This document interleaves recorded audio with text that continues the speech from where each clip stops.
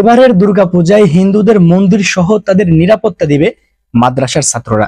এই কথাটা ভাইরাল হয়ে যাওয়ার পরে অনেক সুবিধাবাদী লোকজন মাদ্রাসার ছাত্রদের সমালোচনা করছে, বলছে যে এরা একদিকে মাজার ভাঙতেছে, অন্যদিকে হিন্দুদের মূর্তি পাহারা দিচ্ছে। এটা কোন ধরনের ইসলাম? দেখুন, এটাই আসল ইসলাম, যেই ইসলাম আপনারা এখন পর্যন্ত দেখেন নাই। অর্থাৎ মাদ্রাসার ছাত্ররা এই পর্যন্ত এই ইসলাম আপনাদেরকে দেখাতে পারে নাই স্বৈরাচারের কারণে। এখন স্বৈরাচার চলে গিয়েছে। আপনাদের মনে রাখতে হবে, এটা মুসলমানদের দেশ, কিন্তু এখানে অধিকার সবার আছে। ভারত পাকিস্তান ভাগ হয়েছিল শুধুমাত্র মুসলমান এবং হিন্দুর কারণে। যেহেতু আমাদের এখানে মুসলমান বেশি, আর এই কারণেই আমাদের দেশ ভাগ হয়েছিল, তাই আমরা নির্দ্বিধায় বলতে পারি এটা মুসলমানদের দেশ।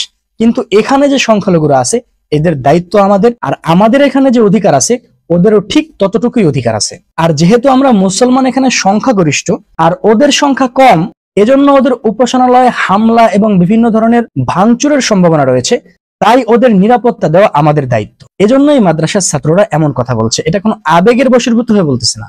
এবার আসুন মাজার ভাঙ্গা প্রসঙ্গ। মাজার ভাঙা কোনো অন্যায় কাজ না।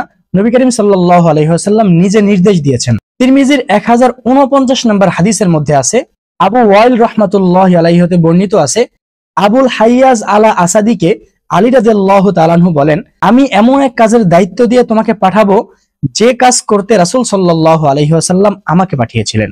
কোন ধরনের উঁচু কবরকে সমান না করে ছাড়বে না এবং কোন প্রকৃতি না ভেঙে রাখবে না। এটা রাসূল সাল্লাল্লাহু আলাইহি ওয়াসাল্লামের আদেশ। সুতরাং যারা মাজার তৈরি করেছে তারা তো করেছে, কিন্তু সেটা ভেঙে দেওয়ার দায়িত্ব আমাদের।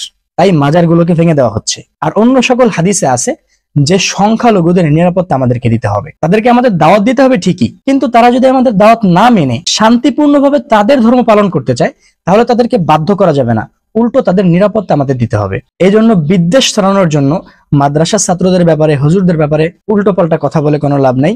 যারা মাজার তৈরি করেছে নিজেরাই ভেঙে ফেলেন, না হলে এই হক্কানি আলেমদের বাংলাদেশে মাজার রাখা হবে না।